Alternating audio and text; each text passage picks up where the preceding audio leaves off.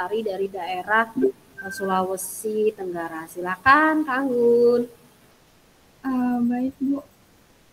Saya kelihatan, Bu, share-nya? Belum. Belum ya? Oh, iya. Mungkin begini saja atau Apa langsung saja ya, Bu? langsung saja ya? Oke. Karena waktu kita tinggal 30 menit lagi, langsung saja. Iya, jadi saya Anggun Lestari dari Kabupaten Wakatobi. Nah, untuk teman-teman mungkin ada yang belum tahu Wakatobi atau ada juga yang sudah tahu karena Wakatobi juga lagi hype-hype-nya, terkenal dengan pariwisatanya. Baik, Kabupaten Wakatobi itu sebelumnya masuk dalam Kesultanan Buton, jadi dia sebelum menjadi kabupaten yang otonom, yang berdiri sendiri menjadi Kabupaten Wakatobi, dia masuk dalam Kepulauan Buton. Nah, dahulu kala itu Wakatobi disebut dengan Kepulauan Tukang Besi karena memang di Wakatobi terkenal dengan tukang besinya. Nah, Wakatobi sendiri banyak yang kira ketika saya memperkenalkan Wakatobi ke teman-teman saya di daerah lain, banyak yang kira bahwa Wakatobi itu satu pulau saja. Tapi sebenarnya Kabupaten Wakatobi itu adalah singkatan. Jadi Wakatobi adalah singkatan 4 pulau besar, yaitu ada Wangi-Wangi, ada Kaledupa, ada Tomia, dan ada Binongko. Jadi di Wakatobi itu ada 4 pulau terpisah. Jadi 4-empatnya terpisah, dan ibu kotanya sendiri tuh ada di Wangi-Wangi. Nah, dengan pulau-pulau yang terpisah, Wakatobi itu terdiri atas 97% lautan dan 3% saja daratannya. Jadi Wakatobi sangat dekat dengan laut ya bisa dibilang karena memang posisinya yang didominasi oleh lautan. Nah, karena juga didominasi oleh lautan, Wakatobi tentunya sangat kaya akan keanekaragaman di wilayah laut. Nah, keanekaragaman hayati bawah lautnya, Wakatobi memiliki sekitar 750 spesies terumbu karang dari 850 spesies terumbu karang yang ada di dunia. Jadi Wakatobi punya sekitar 85% sampai 90% jenis terumbu karang yang ada di dunia. Nah, Wakatobi juga memiliki kurang lebih 940 jenis ikan, spesies ikan, dan keindahan bawah lautnya ini Wakatobi dijadikan sebagai dan ditetapkan sebagai salah satu dari 10 top destinasi pariwisata yang ada di Indonesia. Jadi Wakatobi masuk dalam 10 Bali baru. Nah, pastinya juga kalau berbicara mengenai kekayaan tidak hanya bawah lautnya ya, tentu juga di area daratannya juga memiliki banyak sekali tempat-tempat wisata, terutama pantai karena memang di sini seperti yang sudah saya katakan tadi didominasi oleh lautan, dan kebudayaan-kebudayaannya tentu juga sangat kaya. Salah satu kebudayaan yang diakui oleh UNESCO adalah tari Lariyangi. Nah, tari Lariyangi itu merupakan salah satu tarian yang pada zaman dahulu kala itu disuguhkan atau ditarikan kepada Raja Kesultanan Buton, dan itu berasal dari Pulau Kaledupa, salah satu pulau yang ada di Wakatobi. Nah, tari ini diakui oleh UNESCO sebagai warisan budaya tak benda. Jadi tari ini menjadi warisan budaya. Nah, tentu banyak sekali kekayaan yang lainnya yang memang dimiliki oleh Wakatobi, memiliki gua mata air yang sangat banyak ya. Jadi di sini kalau kita mau berenang itu banyak sekali pilihannya. Kita mau di laut juga sudah sangat dekat dengan laut, mau berenang juga di gua permandian seperti itu banyak sekali dan itu dekat dengan rumah masyarakat, lokasi gua permandiannya. Jadi memang itu menjadi salah satu kekayaan yang dimiliki oleh Wakatobi. Banyak sekali spot-spot diving yang ada di sini, jadi banyak turis-turis yang datang untuk menikmati keindahan bawah lautnya, terutama untuk diving atau snorkeling. Saya kira mungkin secara umum seperti itu, Bu. Keindahan perkenalan tentang Kabupaten Wakatobi ya. Iya. Wakatobi, NTT, daerah yang sedang in-innya tentang pariwisata ya. Iya, betul, Bu. Coba nanti kita bisa lihat mungkin di Google di mana ya tentang daerah Wakatobi yang daerah wisatanya. Itu sudah banyak explore, artis-artis sudah banyak ke sana ya berarti ya? Iya, Bu. Karena kan artis-artis ini lagi memang mereka merupakan public figure yang memang diminta oleh beberapa agen ya, mereka sebagai untuk menggebrak pariwisata dengan cara mereka main ke sana terus di-share biar masyarakat awam tuh jadi tahu gitu. Termasuk Ibu masyarakat biasa jadi banyak tahu ternyata di Nusa Tenggara ya itu banyak sekali pariwisata yang baru beberapa tahun ini nih apa ya memang lagi booming-boomingnya ya di daerah Sulawesi itu terutama itu lagi banyak banget yang pada kesana berbondong-bondong kesana gitu sehingga tidak hanya ikon, mohon maaf tidak hanya Bali saja yang dikenal tetapi sudah banyak sekarang sudah banyak pariwisata yang dikenal ya. Oh, iya. Terima kasih Mbak Anggun. Ada yang mau ditanyakan tentang Wakatobi, tentang Nusa Tenggara gitu oleh teman-teman yang lain?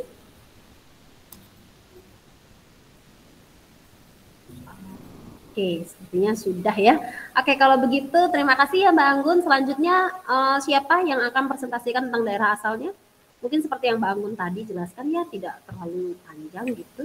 Saya Bu. Iya, Rati Febrianti ini Mbak Rati di pakaiannya. Iya, silakan. Dari daerah mana? Dari Jambi Bu. Jambi dengan siapa? Mbak Rati dengan siapa? Sendiri Bu. Sendiri ya? Oke, terima kasih. Sendiri kalau begitu. Ya, silakan. Baiklah. Segalo nenek mama, tuo tengganai, cedik pandai, alim ulama, kecik sakit gedang batua, nan kecik idak kami sebut namonyo, nan gedang idak kami imbau gelanyo.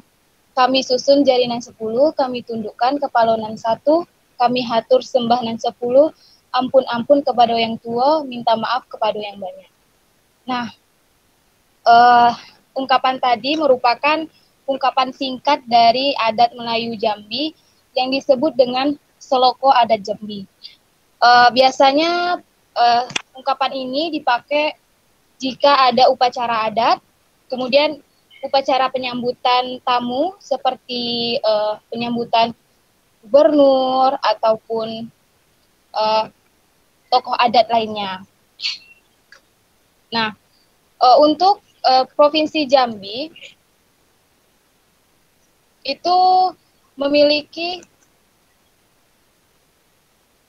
kebudayaan seperti bisa diketahui bahwa dari rumah adatnya itu namanya rumah adat Kajang Leko. Kemudian untuk untuk wisata Jambi yang terkenal itu di daerah Kerinci, karena Kerinci itu sendiri memiliki sumber daya alam yang sangat melimpah, seperti ada itu namanya Danau Kaco. Danau Kaco ini danau yang seperti kaca, gitu. Maksudnya bening. Dasarnya terlihat. Kemudian ada juga peninggalan dari Kerajaan Sriwijaya yaitu Candi Muaro Jambi. Selanjutnya itu di Jambi juga ada gunung yaitu Gunung Kerinci. Nah, Gunung Kerinci ini gunung tertinggi di Sumatera. Kemudian untuk bahasa sendiri di Jambi menggunakan dialek gitu. Nah, dialek itu banyak terbagi lagi, yaitu dialek Kerinci, dialek Melayu Jambi, kemudian dialek Melayu Riau, sama dialek Melayu Minangkabau Palembang. Karena Jambi itu sendiri merupakan satu rumpun Melayu dengan Riau. Kemudian pada masa lalu juga terlibat dalam rumpun Minangkabau. Jadi makanya banyak budaya Jambi yang hampir sama dengan Riau dan Minangkabau. Seperti makanan tadi yang sudah dijelaskan oleh teman-teman dari Riau tadi, banyak yang sama juga dari Jambi. Seperti tempoyak gitu. Nah, karena pada dasarnya kami satu rumpun, yaitu rumpun Melayu. Nah, untuk daerahnya, Provinsi Jambi lebih terkenal oleh sumber daya seperti sawit, karet, gitu. Karena di sini tanahnya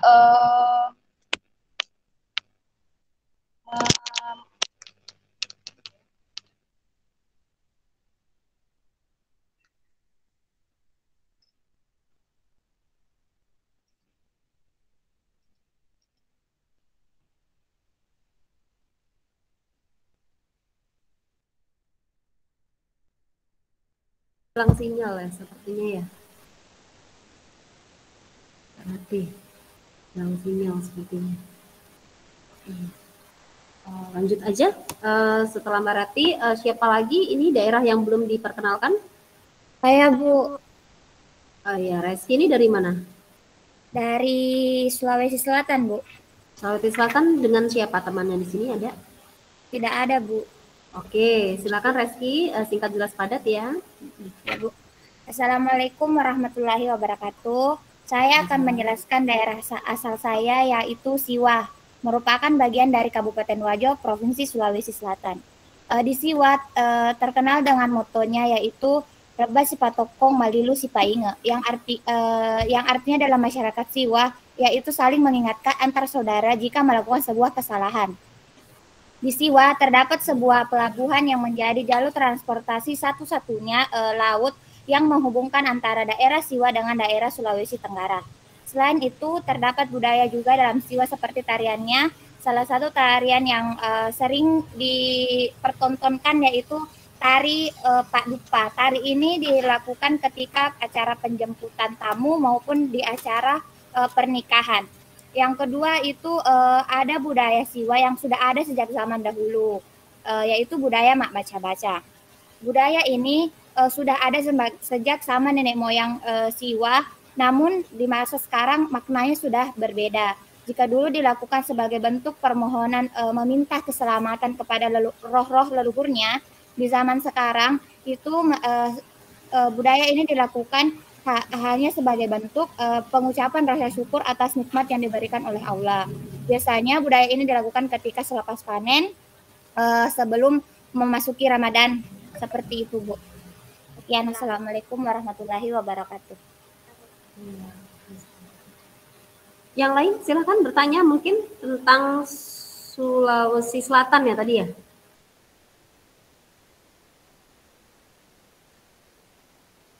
Ya, silakan bertanya.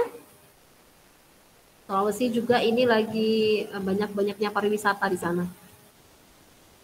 Lagi banyak ini.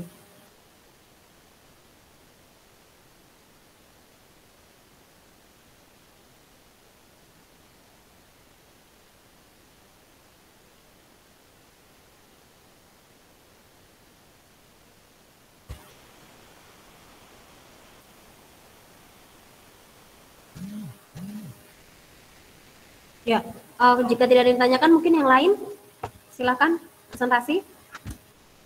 Saya Bu. Siapa tadi yang bicara? Wikan Bu. Wikan dari mana, daerah mana? Gorontalo Bu. Gorontalo, dengan siapa di sini yang Gorontalo? Sendiri Bu. Oke, sendiri. Oke, silakan Gorontalo, Mbak Kak Wikan. Izin untuk share screen Bu.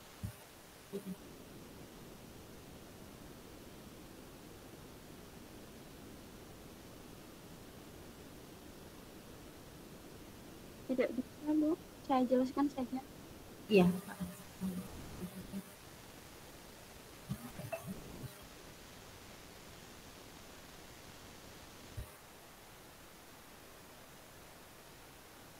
Ya, di unmute Mbak Wikan.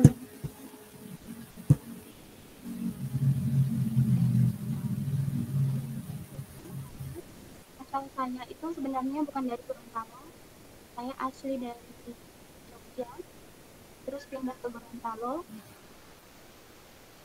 Jadi Provinsi Gorontalo itu adalah provinsi yang lahir pada tanggal 2 Desember tahun 2000 dan memiliki ibu kota provinsi yang sama, yaitu Kota Gorontalo. Sama halnya dengan ibu kota provinsinya. Jadi Gorontalo ini terkenal dengan julukan Serambi Madinah. Dalam catatan sejarah Indonesia, ada satu-satunya Presiden Republik Indonesia yang berasal dari suku Gorontalo, itu Presiden ketiga, mantan Presiden ketiga itu Bapak Bahrudin Yusuf Habibie, dari garis keturunan ayahnya yang memiliki marga Habibie, yaitu Abdul Jalil Habibie. Jadi di Gorontalo itu di belakang namanya itu ada kayak marga. Kalau saya tidak punya karena saya bukan asli orang Gorontalo. Misalnya namanya itu Inkawati Yunus. Jadi Yunus itu kayak marga. Itu dari turun temurun dari ayahnya. Itu. Selanjutnya kebudayaan. Yang pertama itu ada langga atau kalau biasa itu dikenal dengan silat. Tapi silat tradisionalnya Gorontalo.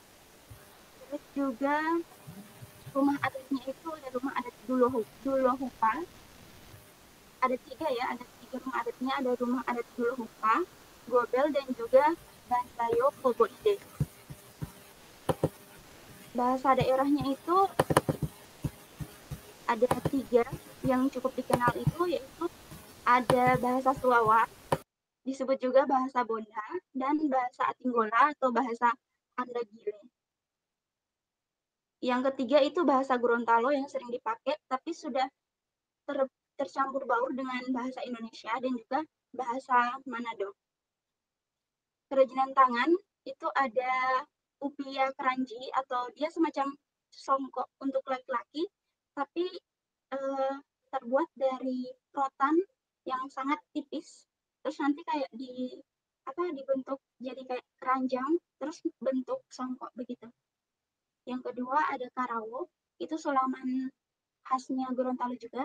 Kalau untuk ASN atau PNS, untuk ASN yang di provinsi itu wajib menggunakan jilbab yang yang ada karawannya itu. Terus kalau hari Kamis, setiap hari Kamis itu wajib semua dari ASN, dari siswa itu wajib menggunakan baju karawan. Pakaian adatnya itu ada untuk perempuan itu ada biliu yang saya kenakan tadi. Dan kalau untuk laki-laki itu ada makuta. Alat musik tradisionalnya itu ada gambusi. Itu semacam kayak gitar tapi lebih kecil, terus kayak bentuk lengkung begitu. Yang kedua ada polo-palo.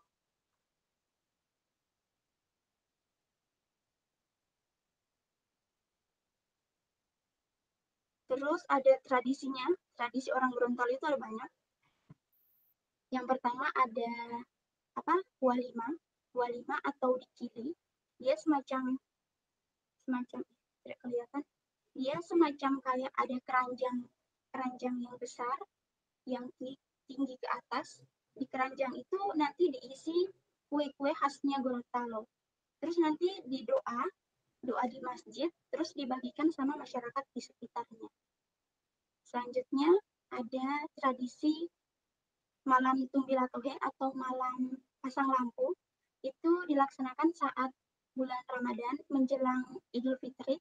Jadi pas sudah masuk malam ke 25 kalau tidak salah, 25 atau 27 itu semua rumah itu wajib menyalakan lampu botol atau karena ini sudah modern jadi menyalakan lampu yang biasa. Jadi di setiap jalannya itu kayak berwarna dan juga banyak cahaya kan. Jadi malamnya itu tidak gelap. Tarian adatnya itu ada banyak. Yang pertama ada tari saronde. Tari saronde itu ada 2 jenis. Yang pertama itu ada molapi saronde.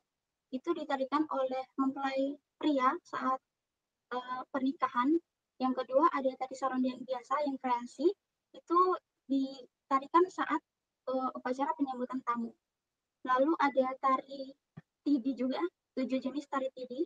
Yang salah satunya itu ada tidolo palo. Itu juga ditarikan oleh pengantin wanita saat malam pernikahan. Lalu pariwisata, di sini pariwisatanya itu ada Pulau Saronde. Itu Pulau Sarondenya itu kayak pantai putih, pantai pasir putih. Dan juga ada Pulau Cinta, sama juga kayak Saronde, tapi di Pulau Cinta itu kayak bentuk hati begitu. Di setiap penginapan, kamar penginapan itu ada terbentuk hati. Pariwisatanya itu ada banyak, ada pemandian air panas Lombongo, jadi itu masih asli air panas di gunung begitu. Lalu ada air terjun Paludaa, ada juga monumen dari Pak Nadi Wartabune, itu pahlawan nasionalnya Gorontalo. Terus juga ada monumen dari Bapak Barudin Yusuf Habibie. Mungkin itu hanya itu yang bisa saya sampaikan. Oke, terima kasih Kak Wikan dari Gorontalo menjelaskan tentang Gorontalo. Tadi juga dijelaskan tentang daerah-daerahnya, termasuk tadi beberapa kekhasan yang ada di Gorontalo ya. Oke. Ada yang mau ditanyakan teman-teman?